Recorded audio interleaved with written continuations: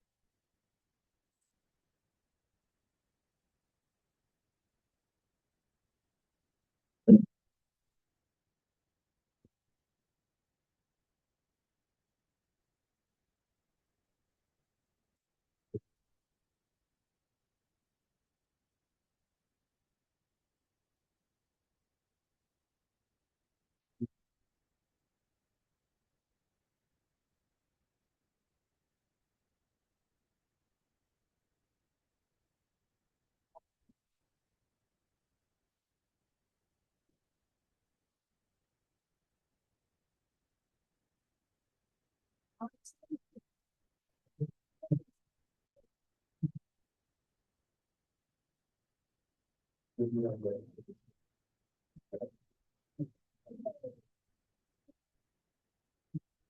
that.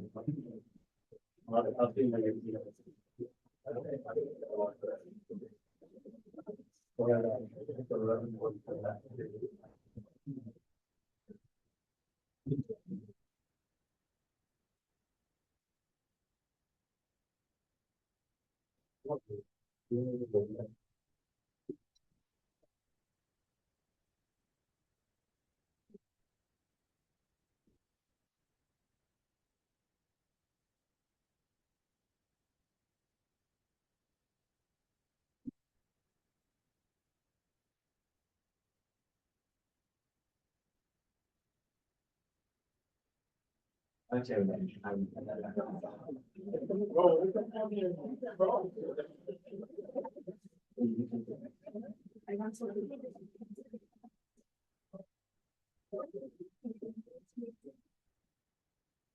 I think the big one.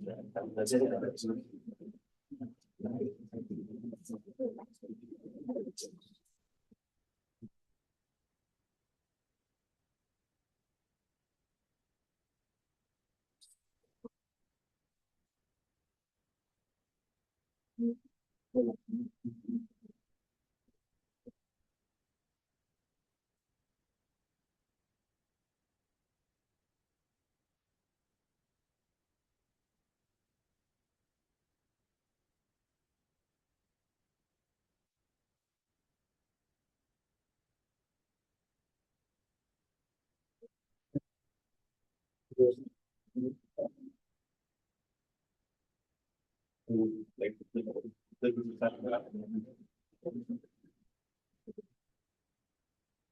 so how's your little win last week? Oh, it's a Brad. Yeah, I think there's one about one right now. I guess it's been good. Instead of anything, I guess one's out there like but they don't say All right, it's 4 o'clock. Let's go and get started. Good afternoon, everyone. How's everyone doing today? Great, yeah. Out of nowhere. Yesterday was pretty warm, but then today all of a sudden it just got really cloudy, and I guess it's gonna rain tonight. Yeah, I know, right? It's cold, but yeah, hopefully everyone stays warm today. Okay, so plan for today. So we're changing subjects today. So we're kind of all done with I would say traditional differential equations, so that's up until this point, I think most people in this class have kind of seen everything that we've gone over so far in some capacity. Maybe not exactly the methods that that we went over, but everyone solved differential equations before. Okay, so today we're starting something new. So we're going to introduce this concept of a Laplace transform. Um, so this is kind of, something that I think most people haven't seen before. And this whole topic of Laplace transforms is basically going to take us up right up until the midterm. So this is the last topic we'll cover before the midterm, but it is a big topic. So, we'll be here for a while. Ultimately, the whole purpose of us learning Laplace transforms is to actually give us an alternative way to solve differential equations. So this entire, I would say first half of the class is kind of all about differential equations, just, different ways to solve them. So, but, we'll probably not get there until, Thursday, the earliest. And so today, we have to kind of at least introduce the concept of Laplace transforms. But that's ultimately where we're going to go. So ultimately, we're going to use these to solve differential equations. Okay. All right. So I think announcements, I think you guys are still working on homework 2. Homework 3, I'm working on that for you guys, but I'm not going to post that until homework 2 is done. So homework 3 probably is going to be the biggest homework out of the 3 so far, because it's going to be all Laplace transform stuff. Okay. All right. Any questions about anything before we get started for today? Okay. All right. So let's go and get started. So today we're going to do an introduction to Laplace transforms.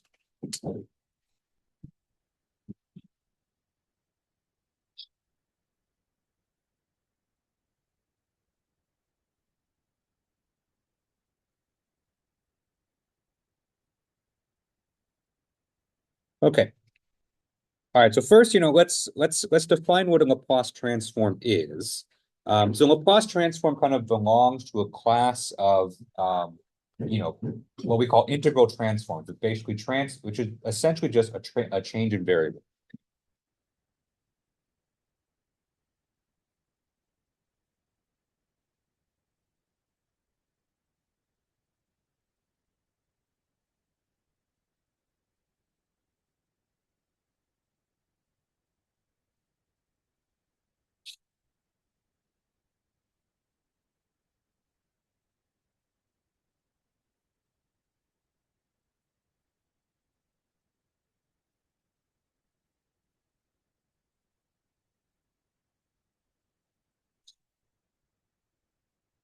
Okay.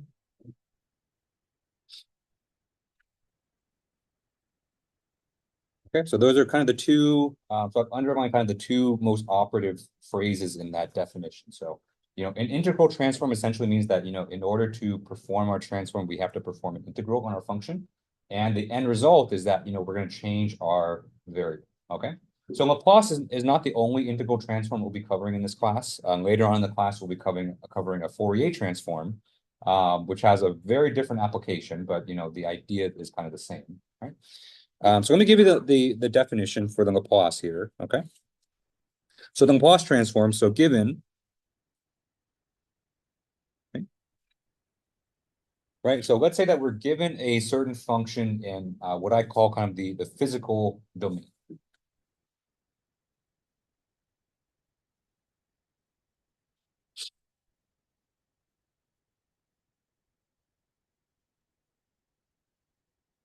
Okay?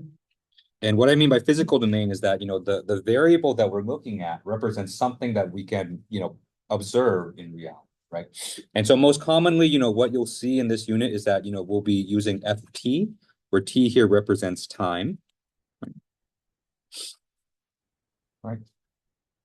So time is something that we can observe in the physical world, right? But you could very easily apply the Laplace transform to, let's say, fx, where x is some kind of distance in the physical world as well. Right? But most of the time, we're going to use time. Okay. So given that function, the Laplace transform of this function is given by the following. Okay. So we're going to take the integral from 0 to infinity of e to the minus st multiplied by f of t dt. Okay.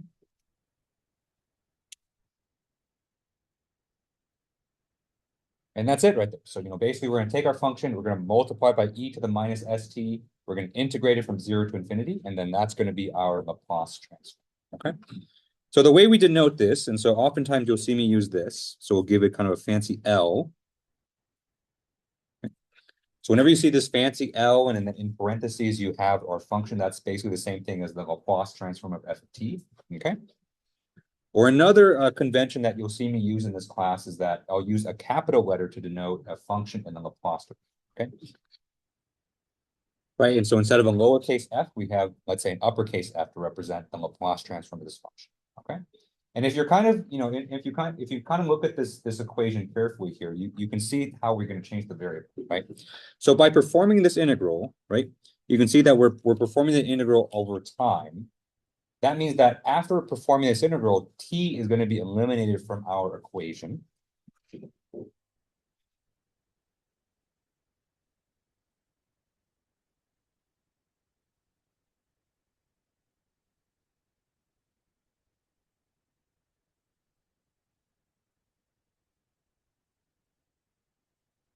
Okay.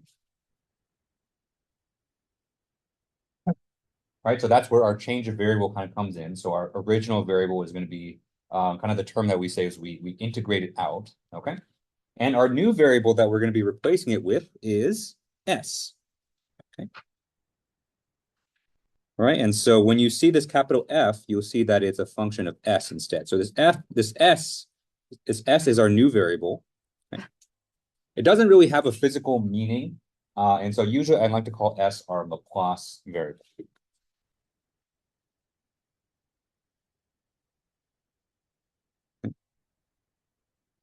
So that's our new independent variable in our function after performing the Laplace transform. Okay. Okay. So fairly straightforward, we'll do a couple of examples of performing Laplace transforms like this, okay? But I think the more important thing to know, I especially want to kind of establish this today because, I think we're going to spend a lot of today kind of in the weeds, kind of just doing integrals and doing these things. So I think it's always important to kind of remember kind of why we're doing this or to know why we're doing this, okay?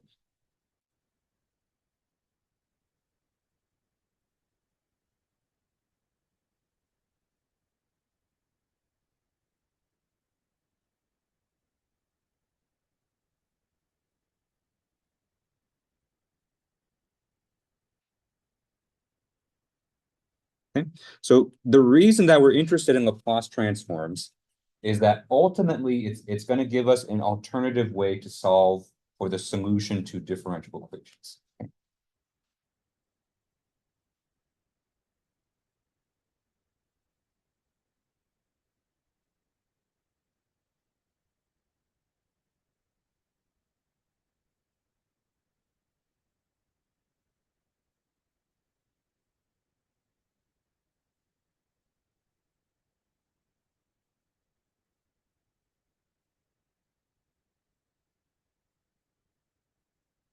Now, why would we want to do that? So, we already have methods for solving differential equations, right? So why would we go through this trouble of performing a Laplace transform to solve it a different way? Well, there are some unique things that you can do with Laplace transforms. Um, Most notably, it gives you kind of the ability to factor in different types of forcing functions that you wouldn't normally be able to do. In a traditional way. Okay. So kind of the way or the general workflow to doing this kind of looks like the following. So, let's say that you start here. So I have kind of a flow chart to kind of show you, eventually what we'll be doing. And so you're going to start with an initial value problem.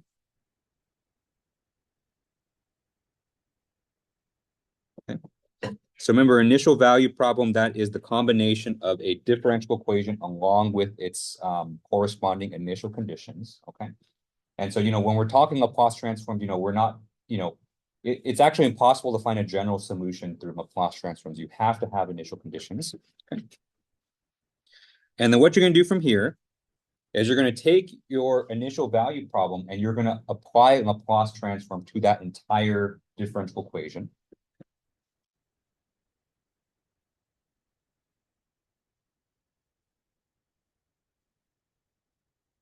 Okay. And make this arrow longer.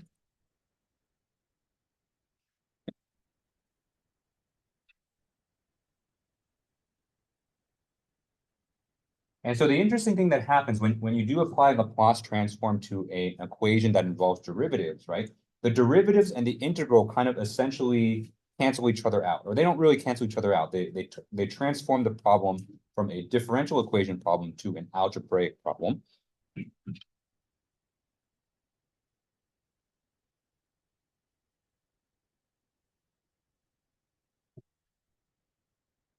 Okay.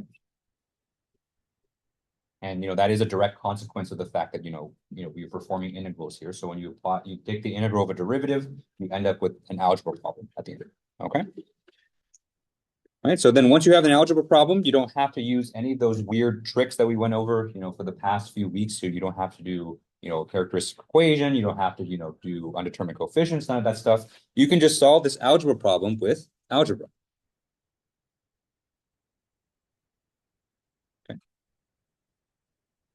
Which in some respects is a lot more of a straightforward way to solve a problem than, because you can kind of make the argument that a lot of methods that we use to solve differential equations are kind of just like tricks, right? So we kind of talked about that.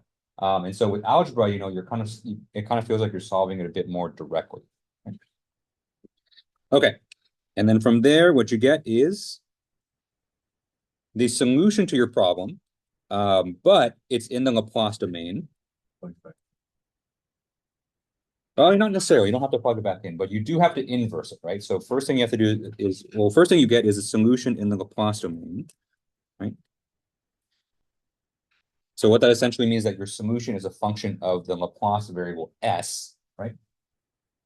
Which technically is a solution, but is not that useful because that s doesn't really represent anything. right? And so in order to get something useful, and it kind of ran out of space, and so this flow chart has a weird tail at the end here, right? And so the last thing you have to do is you have to transform it back into the physical domain. And so we do something called the inverse Laplace transform. Okay. And then after doing so, you get your solution in the physical domain.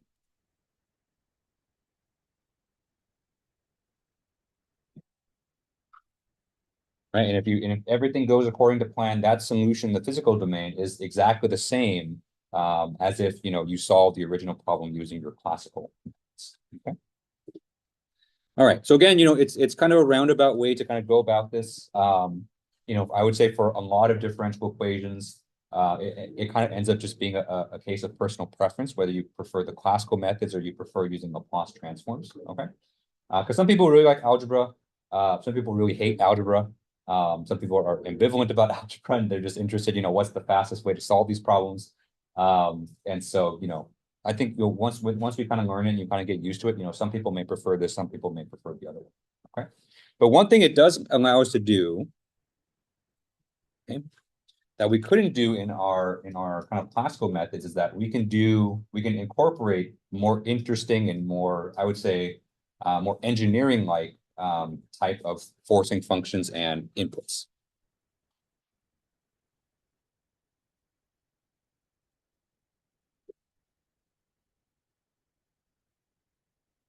Okay.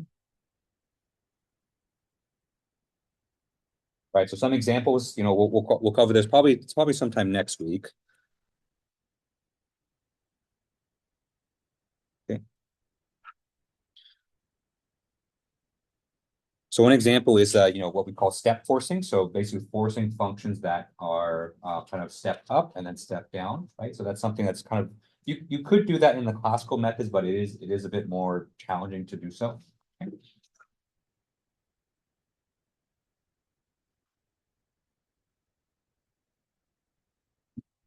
And another type of problem that we can do with Laplace transforms is, we can see what happens when we provide impulse forcing to our differential equations. Okay.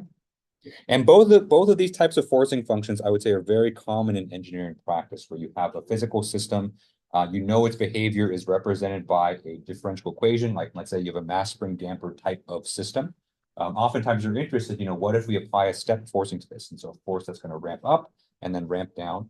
What if we provide impulse forcing? So, forcing that only occurs over a short period of time, right? So those are very common situations in engineering. So, Laplace transforms give us a more elegant way to solve those problems rather than the classical methods. Okay. Okay. So that's essentially where we're going to go, right? So, Laplace transforms is just another way to solve differential equations. Again, I don't think we're going to get to that today, but I did want to mention that just so it's kind of in the back of your heads as we're going through all these examples and proofs and things like that. Okay. All right. Any questions on this so far? Okay, good. All right, so let's do an example. So we already have our formula for the Laplace transform. So let's take a Laplace transform and see. Okay, so let's start very simple. So let's take the Laplace transform of a constant function.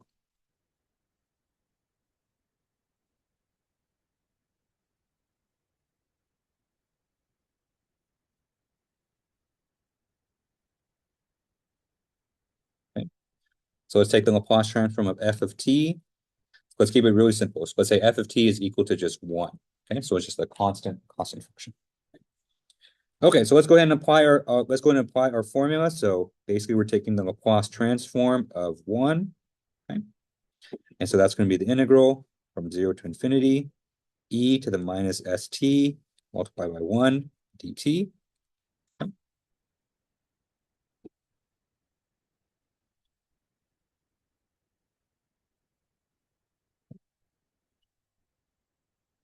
All right, so the 1 just ends up just being the identity. And so, we can just kind of ignore it. Okay, so we're just taking the integral of e to the minus st with respect to t. Okay. Be careful when you're performing these integrals because, we're going to have multiple variables in here. So you don't want to integrate over s, right? You're integrating over t, right? And so when you're integrating over t, this minus s here essentially becomes like a constant. And so, when we integrate this, that's going to come out in front. So you have a minus 1 over s, okay, e to the minus st, and we're evaluating that from t is equal to 0 to t is equal to infinity. Okay.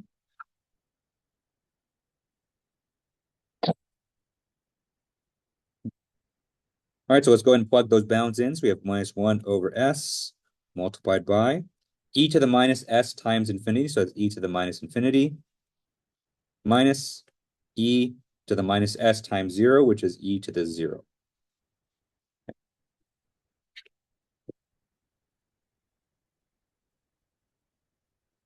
All right, so let's go ahead and just simplify this. So let's finalize the answer. So e to the minus infinity, basically you have e, raised to the infinity power in the denominator. So if you have something that's infinitely large in the denominator, essentially just goes to 0.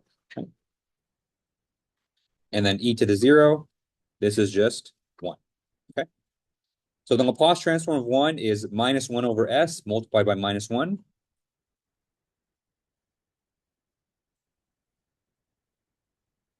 And so the Laplace transform of 1 is just 1 over s.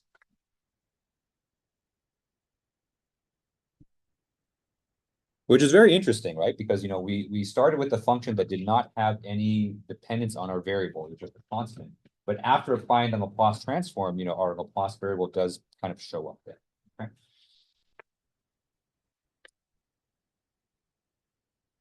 All right, any questions on this example here? It's straightforward.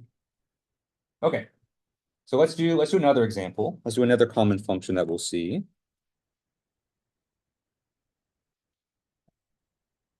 All right, so let's take the Laplace transform of an exponential function. So let's say f of t is equal to e to the at, okay, where a is just some constant.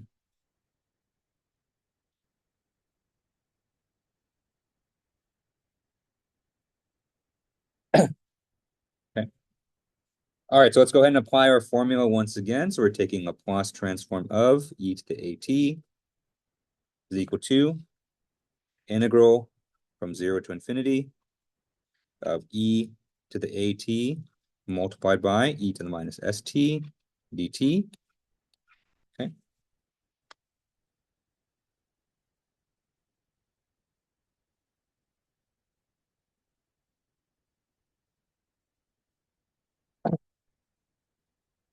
All right, so we have two exponential functions multiplied by each other. So let's just add their exponents together. So that's e to the, or integral from 0 to infinity, e to the a minus s times t dt.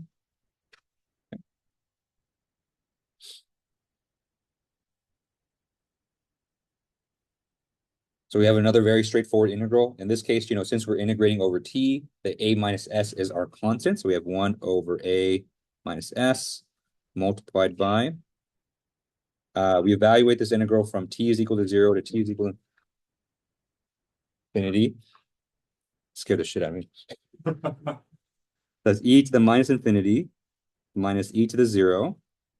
Okay, just like above.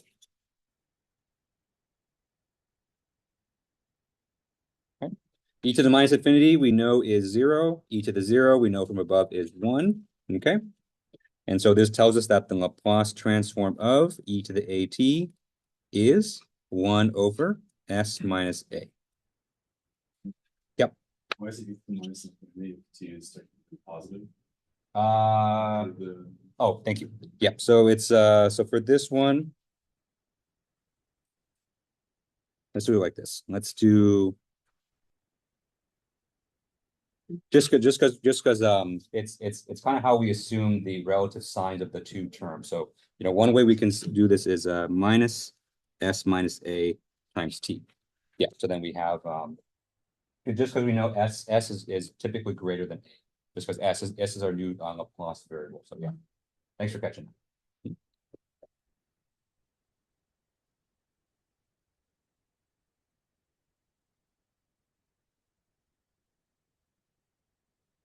We're always assuming s as positive. Is that Essentially, yeah. Yeah. that would change the one over S minus A, I guess, or So for this one, when we applied the integral, we just multiply the negative through just because it's I mean, it comes out again because we have a -1 here. But yeah, so if you want to, you can have the negative out in front and then S minus A cancel out the negative out too. So yeah.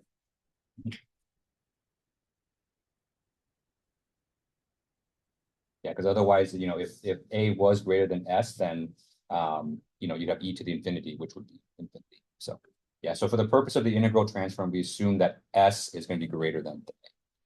Yeah.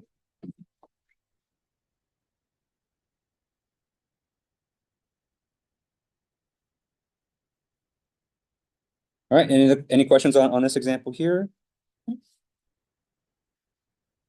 Okay, good. So computing the Laplace transform, usually pretty straightforward. So, we have a formula that we just kind of plug it in and just kind of work through that integral, right? Most of the time, the integrals are not too difficult to do because essentially, you're integrating over an exponential function, which is very straightforward. Okay, so let's talk about something that we'll make use of a lot when using Laplace transforms. And let's talk about the fact that the Laplace transform is a linear transform.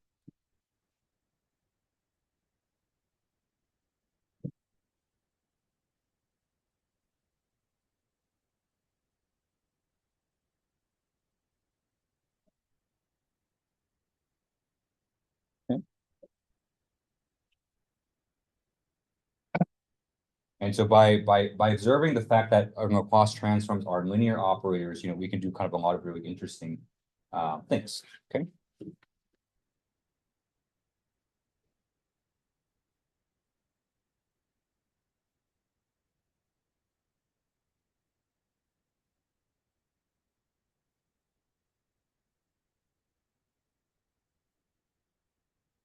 Okay.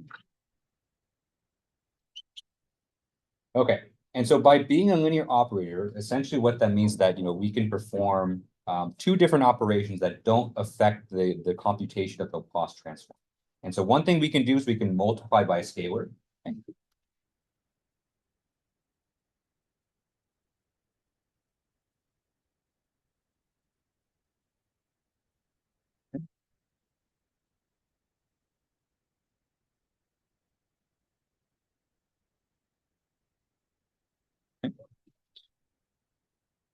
All right, and then what's going to happen is that when you multiply by a scalar, that scalar just kind of comes right out. Okay, so for example, right?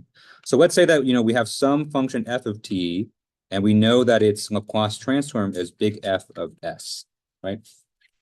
So f of t is just a generic function, right? So if you take, right? So let's say that we want to take the Laplace transform of a multiplied by f of t, okay? Where a here is just some constant.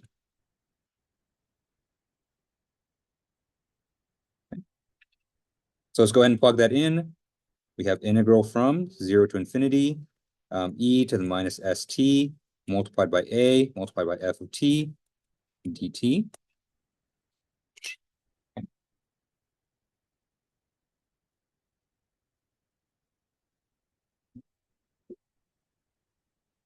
So since a is a constant, we can just factor it right out of the integral. It doesn't affect the computation, right? So let's take this a and let's just take it out in front. So it's equal to a integral from 0 to infinity, e to the minus st multiplied by f of t dt. Okay.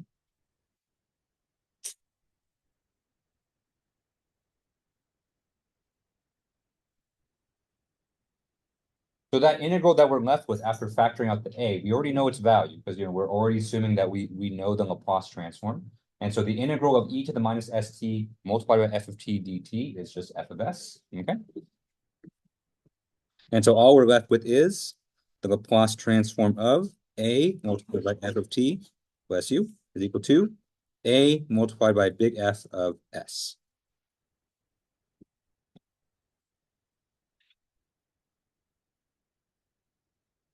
So essentially what this is telling us is that, if you multiply your function by a scalar, you can just kind of factor it out of the transform.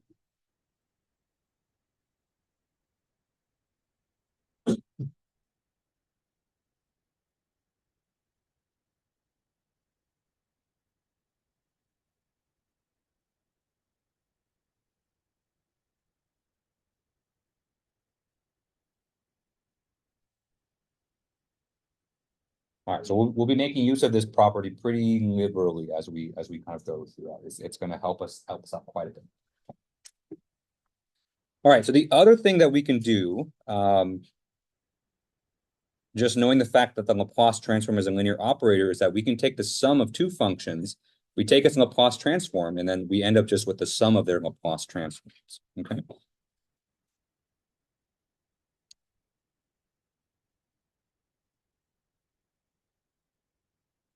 Okay.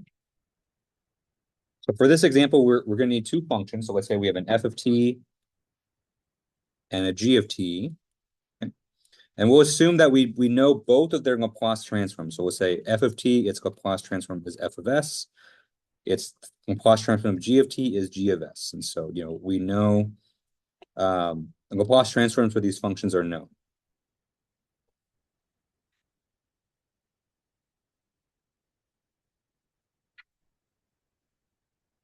Okay.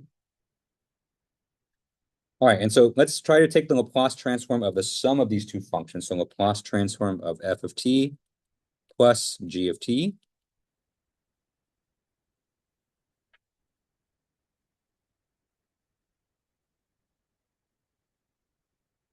All right, so let's go ahead and plug that into our integral. So we have integral from 0 to infinity, e to the minus st multiplied by f of t plus g of t dt.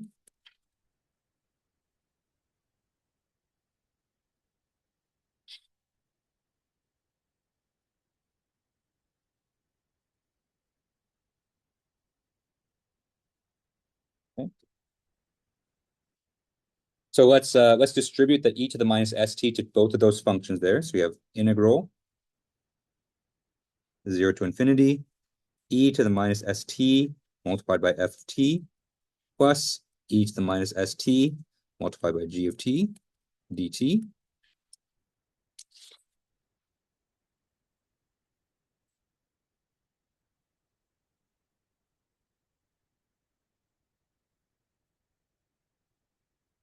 So we have the sum of two different terms inside an integral. And so, just based on what we know about integrals, that means that's going to be the integral of the first term plus integral of the second term.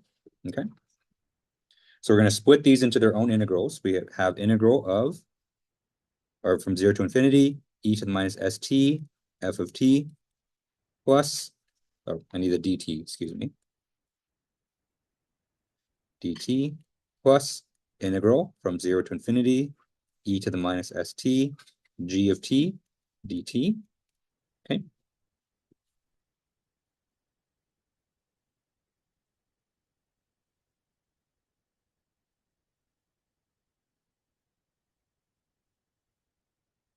All right, and so now that we've split the integrals, you can see here that, these individually are the Laplace transform of f and the Laplace transform of g. Okay.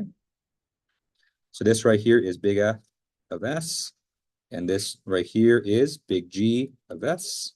Okay. And so therefore, the Laplace transform of f of t plus g of t is equal to the Laplace transform of f plus the Laplace transform of g.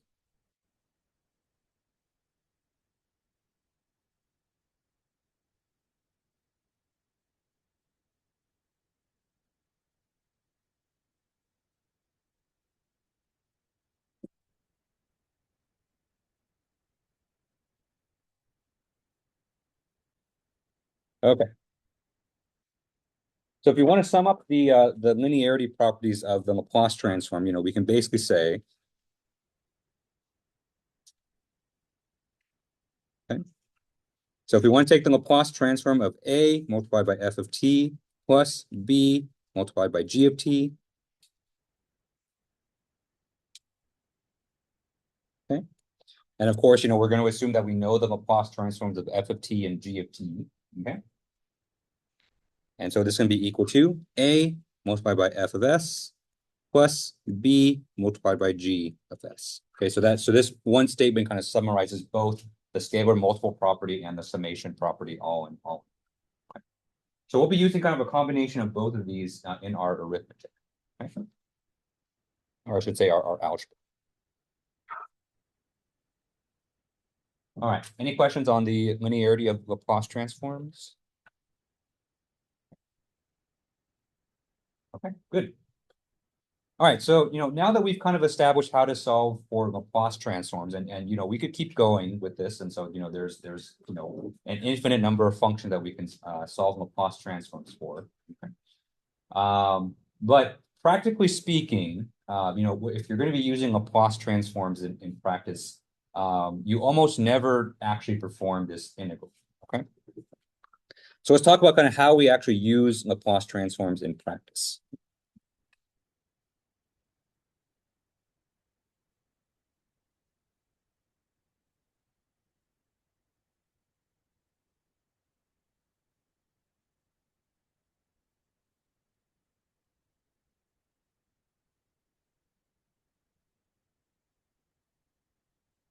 Okay. And I put computing kind of in quotations because we don't actually compute anything. Okay. All right.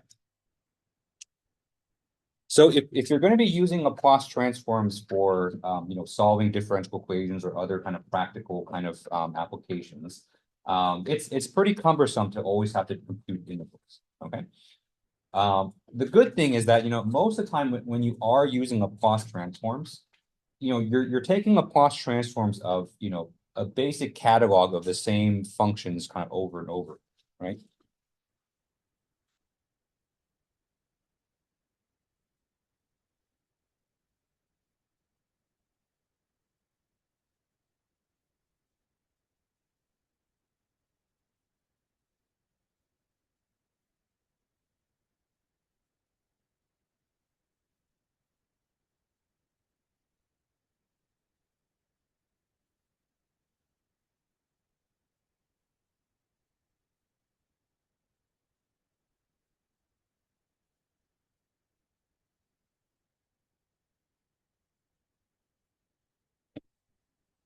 So of course, there is some variance, right? You're not taking the Laplace of the exact same exponential all the time. But because of our linearity rules that we just went over, that covers a lot of the variance that we could get, right? So if you're multiplying by scalar, you know how to take the Laplace transform of that.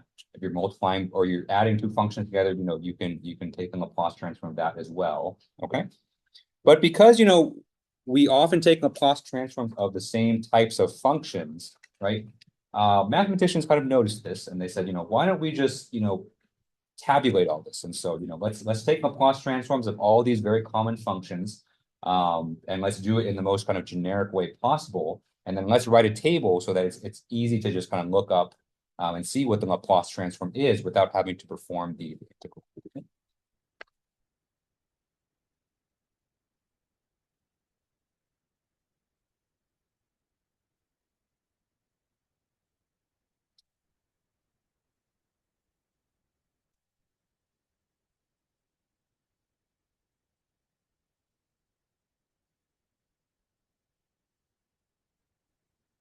Okay. Okay, so let me give you I'll give you some entries of the table. It is kind of a lot to write. But just know that this table was actually posted on Canvas. And so actually, if you go to the homepage on the Canvas site, there's a link, I think, right above the weekly planner at the bottom that says, table of Laplace transforms. Okay. Okay. And by the way, this table is something I'll provide to you on the exams too. So it's not something you have to write down or memorize or put on your cheat sheets. This is something I'll provide to you guys. Okay, so the table is like this. And so, there's two columns. On the left-hand side, you have your function in the physical domain. Okay.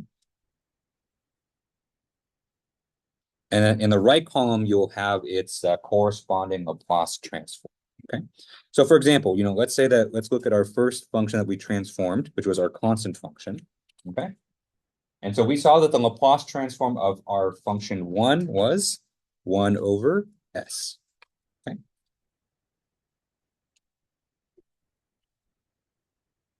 Okay.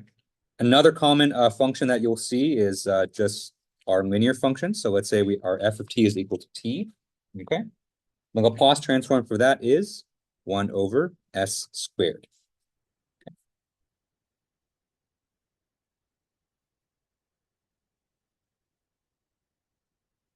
All right, and another one, let's do t squared. So the Laplace transform of t squared is 2 divided by s cubed. Okay. And in fact, you can kind of keep this pattern going. So, you can kind of come up with the formula for any order polynomial. Okay. So let's say we have t to the n, where n here is a positive integer. Right. So essentially we have a polynomial, right? So that could be t cubed, t to the 4th power, t to the 5th power, right? So the Laplace transform for this is n factorial up top divided by s raised to the n plus 1 power.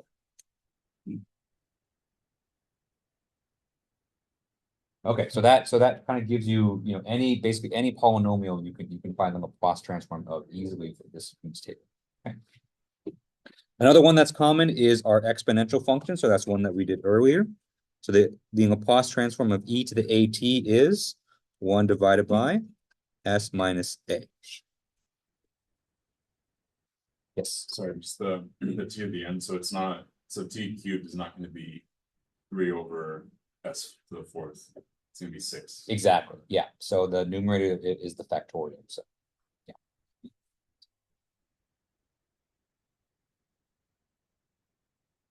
Okay, so that covers kind of our basic kind of polynomials and our exponential functions.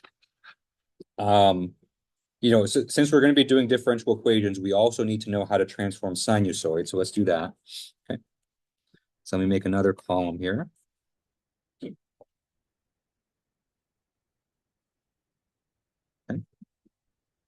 And what you'll notice, and so you'll start to see from here that I did a generic exponential where we have e to the a multiplied by t, where a can be any coefficient there. Okay.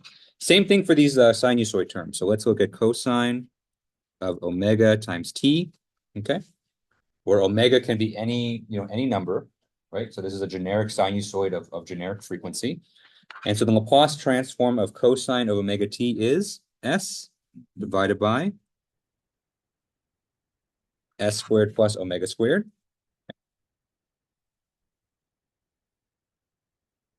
Okay. We have sine omega t, looks very similar. The only difference is that we have omega in the numerator. So this is omega divided by s squared plus omega squared. Okay.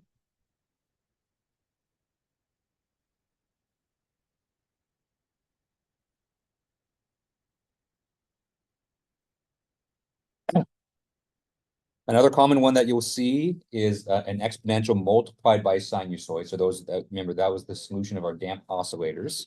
Okay. So e to the at multiplied by cosine omega t. Okay. So the Laplace transform for this is s minus a divided by quantity s minus a squared plus omega squared. Okay.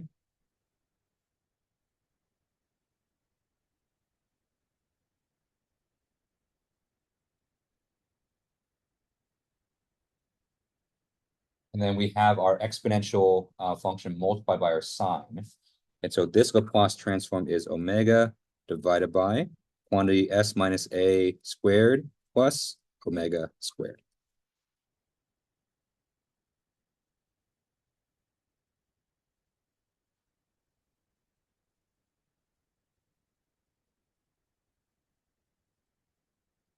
Okay. A couple more interesting ones I'll give you just because I think there's a couple like this on the homework, is a hyperbolic sine and hyperbolic cosine. And so let's do hyperbolic cosine first. Hyperbolic cosine is cosh. So cosine h of at. Okay. The Laplace transform for this is s divided by s squared minus a squared. Okay. And then hyperbolic sine. So that's sine h of at. Laplace transform for this is a divided by s squared minus a squared. Okay. Okay. So this is our Laplace transform table, and obviously, there's more entries to this table. We've tabulated in Laplace transforms of a lot of different functions. But I would say these functions here are going to be the most useful for us because, if you think about our solutions to our differential equations, so most of the time they take these forms. Of course, with the exception of hyperbolic cosine, hyperbolic sine, but that'll come into play a bit later this way. Okay. So the way to use these tables is that, if your function kind of falls into one of these categories, or it's a variation of one of these functions, then there's no need to really go through the whole trouble of performing the integral. You can just look up the table and see what the Laplace transform is.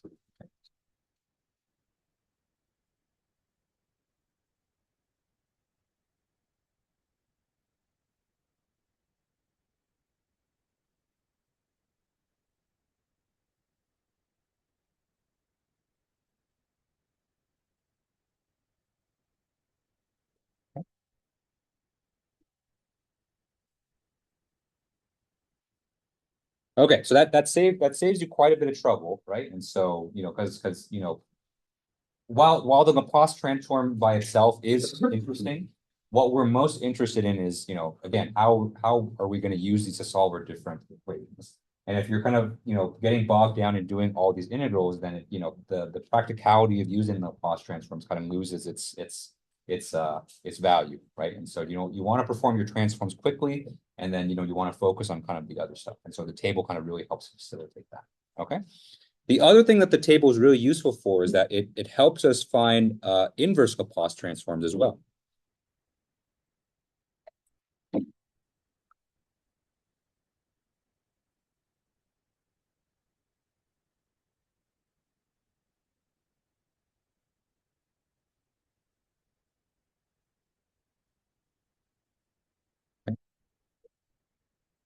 Remember, we talked about at the beginning of class today, right? So one important step to using Laplace transforms to solve differential equations is that eventually you're going to have to take your solution in the Laplace domain and inverse transform it back into the physical domain so that we can actually, make heads or tails of that, okay?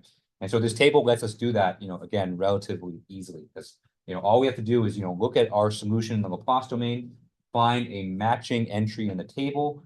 Maybe we have to tweak it a little bit. Maybe we have to manipulate it algebraically in order to get it to be so, and then we can just use the table to perform the inverse transform, okay?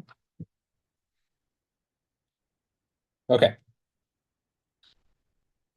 All right, so, and of course, we have quite a few examples of this just because there is, it is a very important part of this process. So, finding inverse, I think finding the forward transform most of the time is usually not an issue.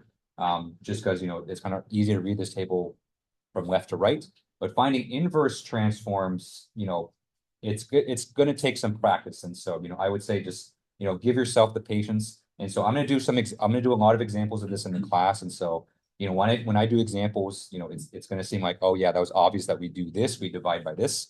But, when you're actually doing it in practice on your own, it's hard to kind of see those patterns. And so, give yourself some patience, don't be afraid to ask questions. And so, send me emails, everything, because, it's going to take a bit of time to kind of get used to this. Okay.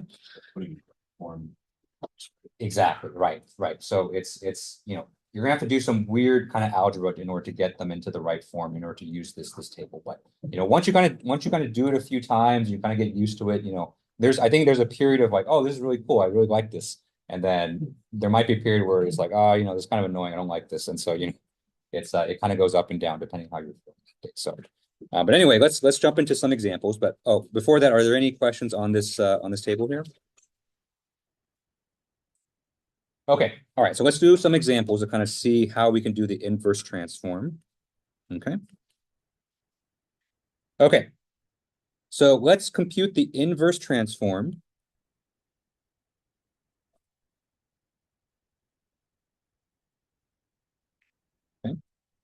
So I'm going to give you a function in the Laplace domain, and we have to inverse transform it back into the physical domain.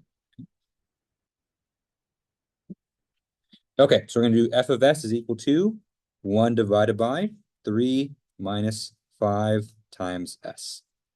Okay.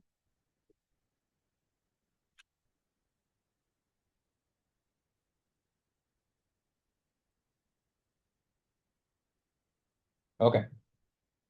So the key to using the table for inverse Laplace is that you kind of have to recognize the pattern that's given to you in the Laplace, and then find the matching entry in the table. Okay.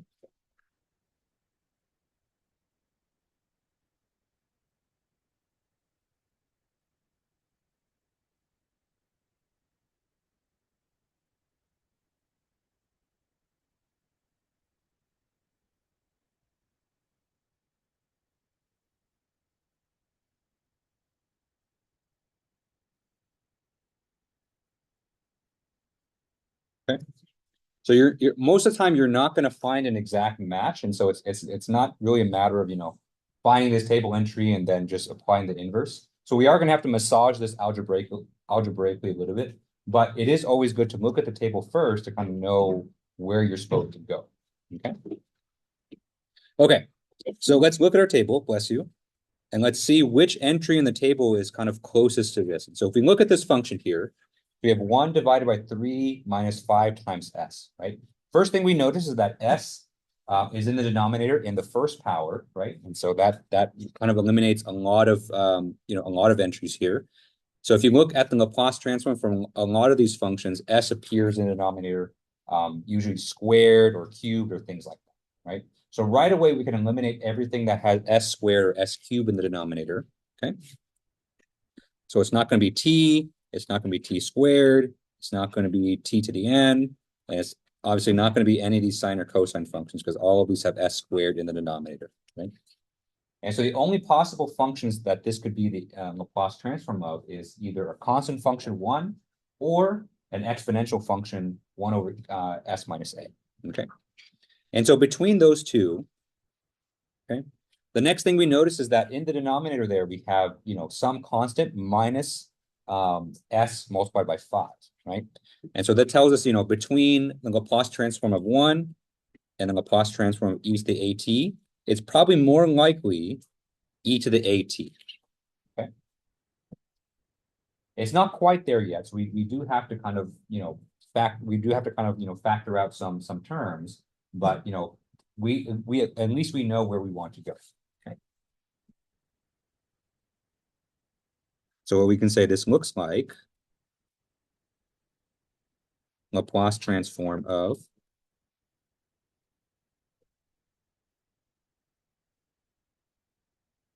e to the at. Okay. All right. So now that we have a target, so now that we know kind of where we should try to go with this, let's manipulate this algebraically in order to get it into that form.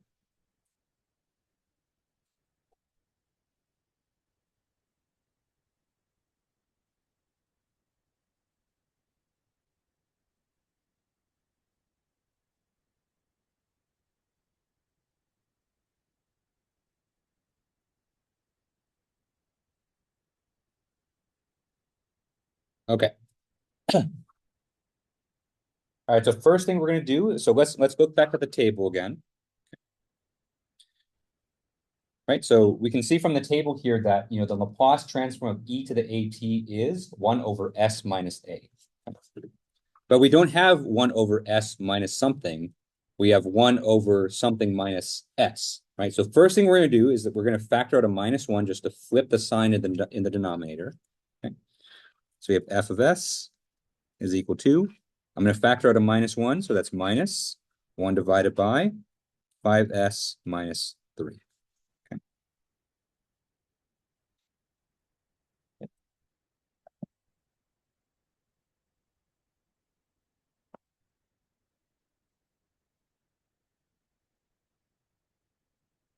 Okay.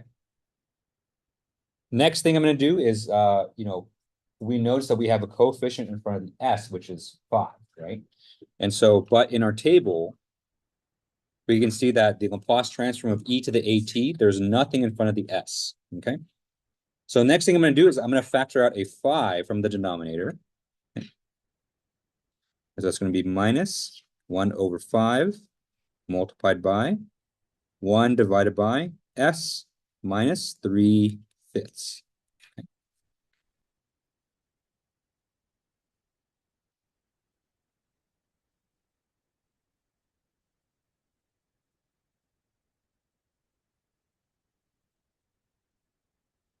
Okay. So this 1 over s minus 3/5, right? This is something that we can relate directly to the table. So, if we say that, a is equal to 3/5, okay? Then this right here is the Laplace transform of e to the at, right?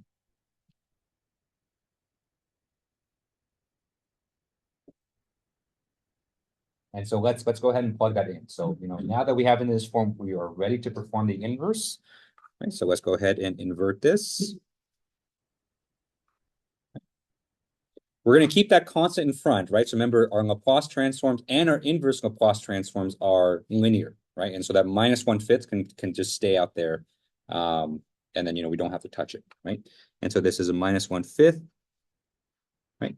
Or we should say f of t is equal to minus 1/5 multiplied by e to the 3/5 multiplied by t power.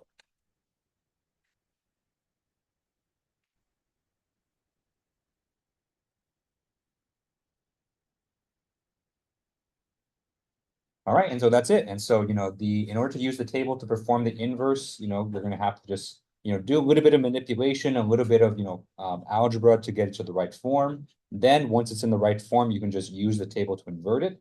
And then just any constants or any coefficients out in front, they just kind of just come along for the ride. Okay. All right, any questions on this example here? Okay. All right, so let's do another example. This one's a little bit more involved. Okay. So let's invert. Let's say f of s is equal to 3s plus 2 divided by s squared plus 25.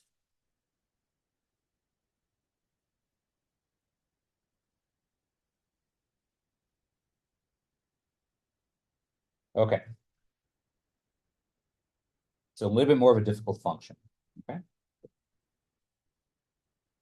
All right. So whenever you see kind of a fraction like this and you have two terms in the numerator, usually a good strategy is to kind of split that up into separate terms. Okay. So we're going to split the numerator into separate terms.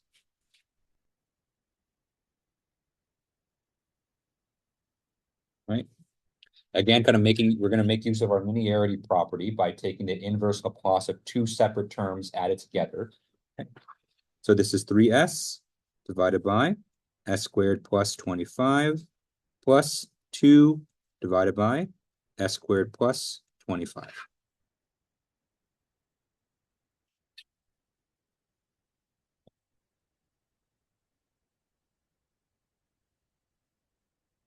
Okay. So now that we've split this, let's look at our table and see, which functions this kind of most closely resembles. Okay.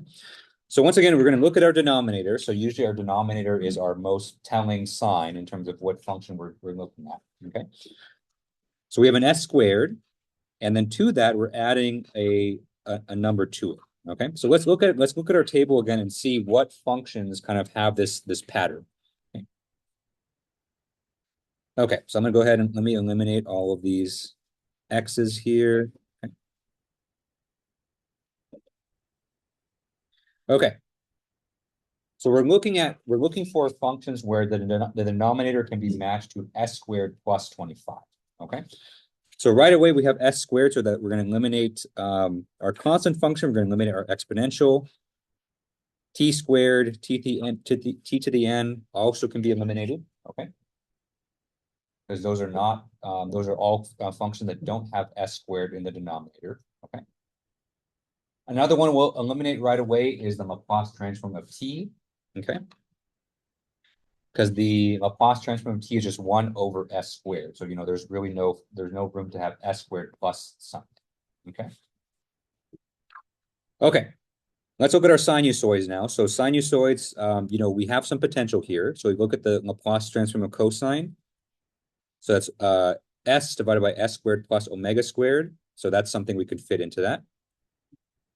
Laplace transform of sine omega t, that's also another possibility. Okay. Next, we have e to the at cosine omega t, e to the at sine omega t. These ones are probably less likely because, these involve, s minus a squared in the denominator, okay? And the thing about s minus a squared, so if you FOIL this out, right, you get s squared minus 2as plus a squared, okay? You end up with a linear term here that's in s, right? Just by consequence of doing the FOIL, right? And so if we look at our example, right, there's no linear term in our denominator here. It's just s squared plus 25, okay? So that means it's probably not going to be our exponential sinusoid. So we can go ahead and eliminate e to the at cosine omega t and e to the at sine omega t, okay? And if we look at our hyperbolic cosine, hyperbolic sine, we can go ahead and eliminate these as well because, those require to have s squared minus a number, but instead we have s squared plus a number, okay? Okay, so, by process of elimination, we can see that, for this function here, we're probably going to be looking at cosine and sine. Okay.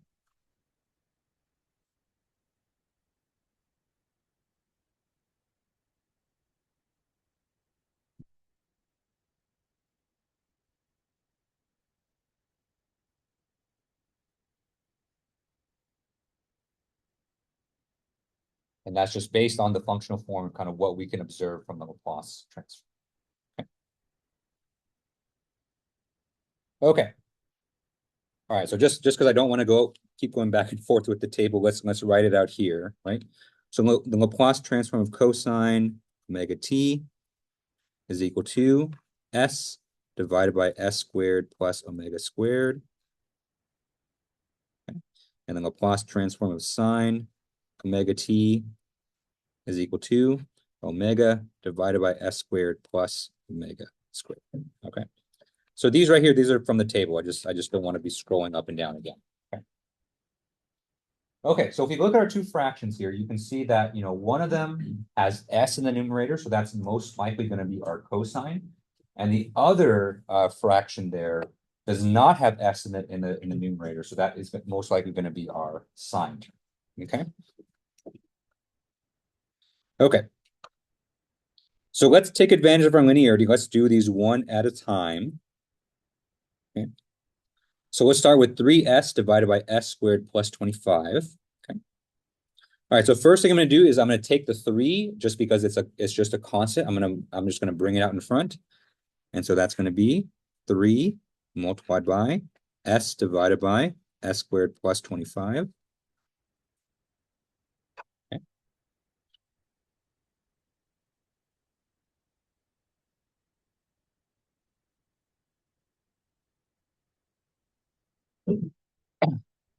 All right, next thing I'm going to do is I'm going to, determine omega, right? And so in our denominator, we have s squared plus 25. But if you look at both of our Laplace transforms for cosine and sine, in the denominator, we have s squared plus omega squared. Okay. So we can go ahead and factor this. Luckily, 25 is a perfect square. And so this is going to be 3 multiplied by s divided by s squared plus 5 squared.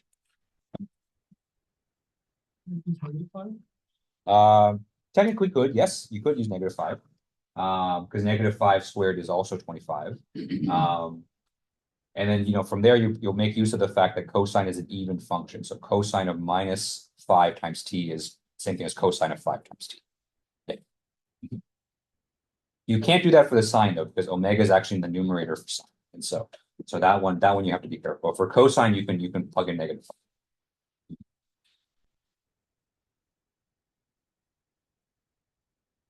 Right. And by the way, for these examples, this is our first time doing inverse Laplaces, I'm trying to be very explicit with every step. Once you kind of start to get good at these, you kind of start to see the patterns. So you don't have to be as explicit as this. You can just say that, this, according to the table, inverses to this.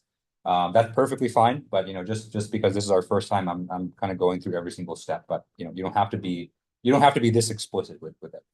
Okay. Okay. All right. And so if you look and see what we have left in the parentheses here, This is going to be the inverse, or this is the Laplace transform of cosine omega t, where omega is 5, right?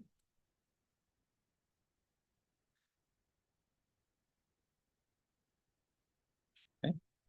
And so the inverse Laplace of this entire thing is 3 multiplied by cosine of 5 times t.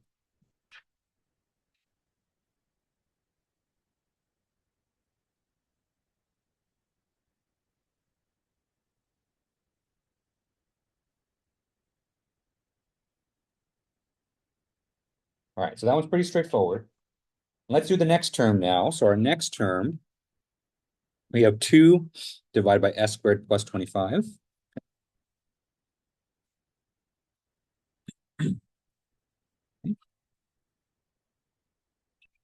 All right, first thing I'm going to do is I'm going to take the denominator, I'm going to take the 25 and just turn it into 5 squared. So we have 2 divided by s squared plus 5 squared. Okay. Kind of unfortunate that Professor Tran back in 2019 chose 5 because 5 and s look very similar. So I'm trying to be very kind of draw my 5s very carefully. Okay, and so what we're trying to match to is this guy right here, right? So you can see we're very close, right? And so we have basically a constant in the numerator and then s squared plus omega squared in the denominator, right? But you can see the requirements for this function is that we explicitly can, it's not just any constant that has to be in the numerator. We have to have omega in the numerator, okay? And we know right away, just based on our denominator, that omega is 5, okay? And so we have to kind of manipulate this a little bit in order to get 5 up in the numerator somehow.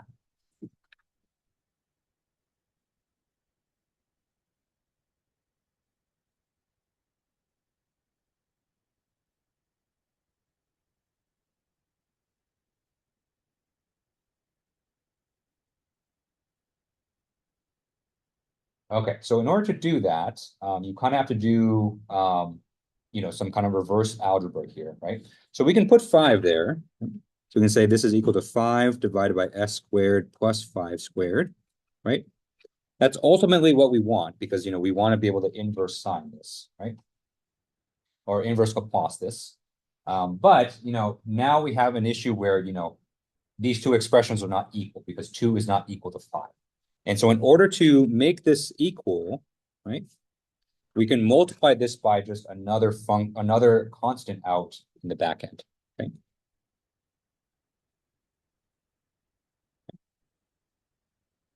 And so if we multiply this entire thing by 2/5, right? And so if you simplify this, right, the 5s eliminate each other and you end up with 2 over s squared plus 25. That's equivalent to what we started with, which is good. Okay. So these two expressions are equivalent to each other, but the reason we're kind of pulling out a 5 from this, you can say you're pulling out the 2, is so that we can match this up exactly with the table, okay? Because now what we have is that this guy, this 5 over s squared plus 5 squared, this is the Laplace transform of sine of 5 times t, okay? Okay, so therefore, the inverse Laplace of this function, 2 over s squared plus 25, is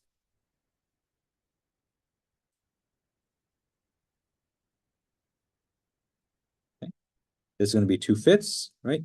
Remember that 2/5 is just a constant, and because our Laplace transforms are linear, we can just essentially just ignore it and just kind of bring it along for the ride, multiplied by sine of 5 times t.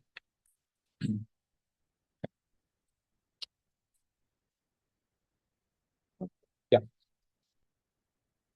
If you multiply by 2/5, don't you change the entire value? So we multiply by 2/5, but then we put a 5 up here in the numerator here.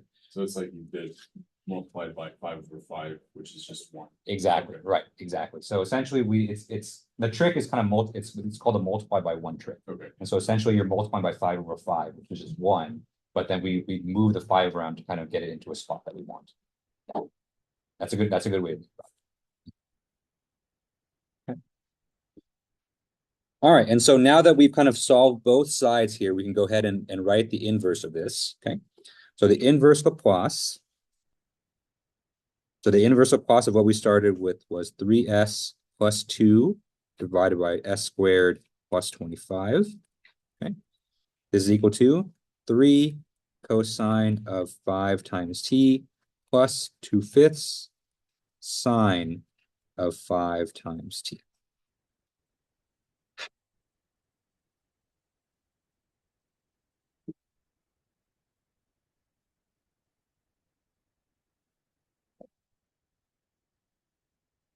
All right, any questions on that example there?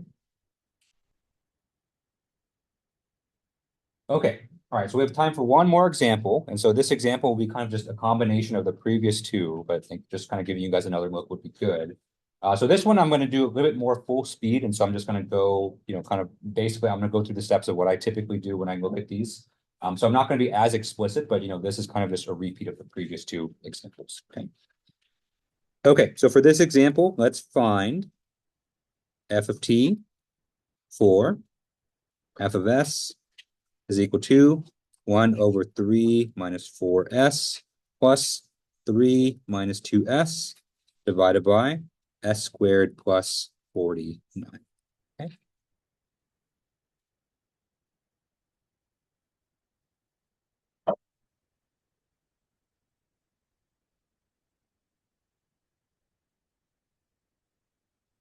Okay.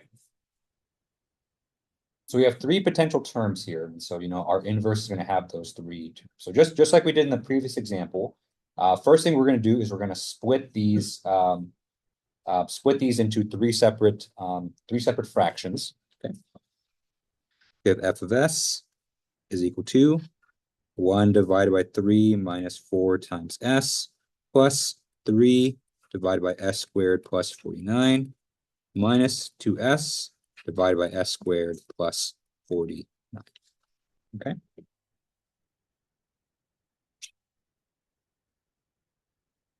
Okay.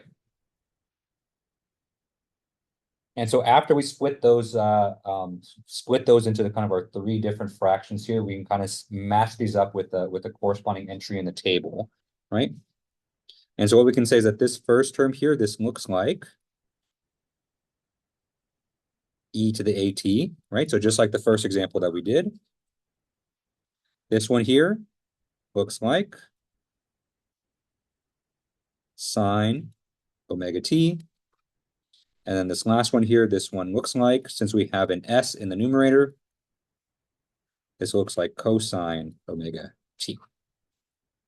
Okay.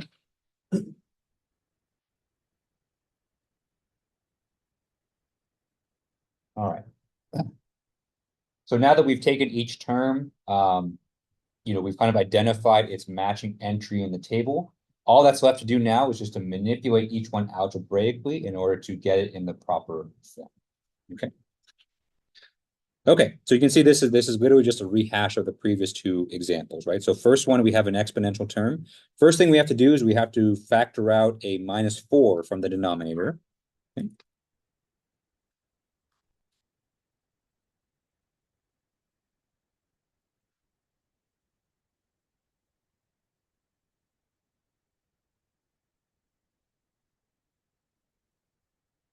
And so what that's going to do is that it's going to, the minus sign is going to flip the sign. So we're going to have s minus something. And then the 4 dividing by 4 will basically turn the coefficient of the s term to 1. Right? And so this is going to be -1/4 multiplied by 1 over s minus 3/4. Okay.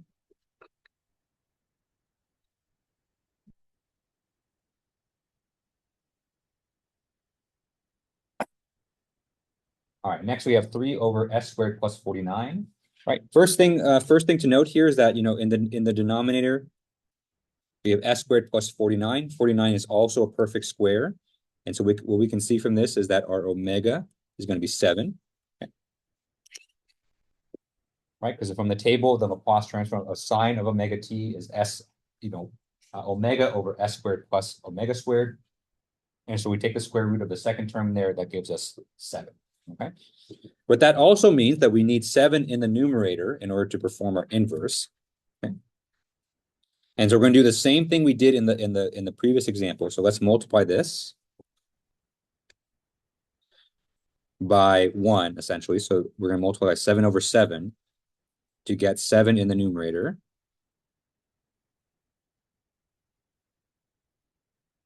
Okay. And so what we're left with after that is 3 over 7 multiplied by 7 divided by s squared plus 7 squared. Okay.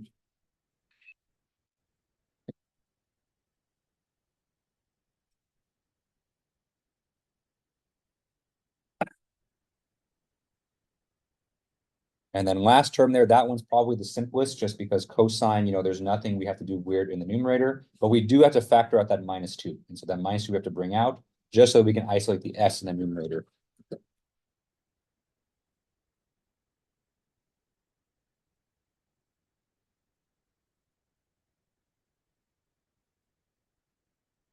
Okay.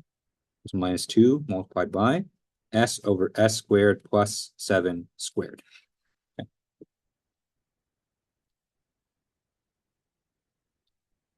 All right. And so now that we've done this, we are ready to inverse because everything in the parentheses there is an entry in the table.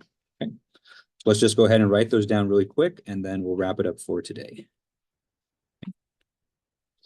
Okay, so we have f of t is equal to -1/4 multiplied by e to the 3/4 times t plus 3 over 7 multiplied by sine of 7 times t minus 2 cosine of 7 times t.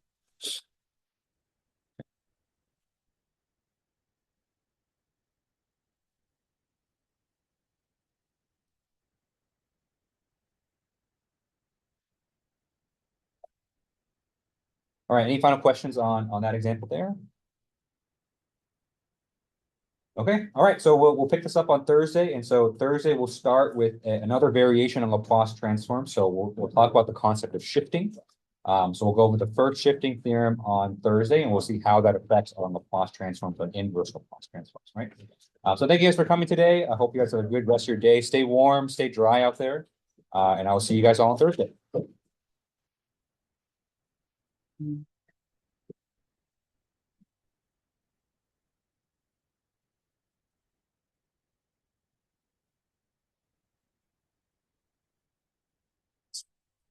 Just try to word this right. Okay.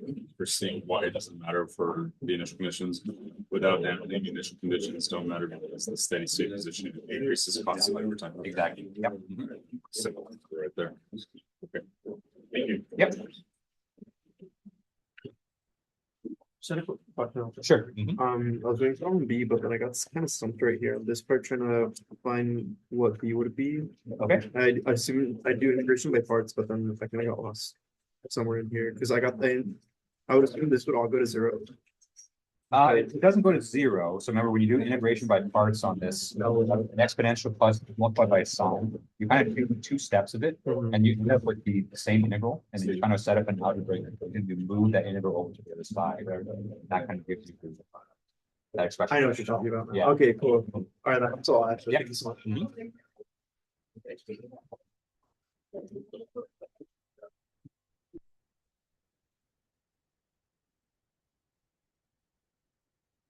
Pablo, did you have any final questions before I close the Zoom call? Oh, yeah.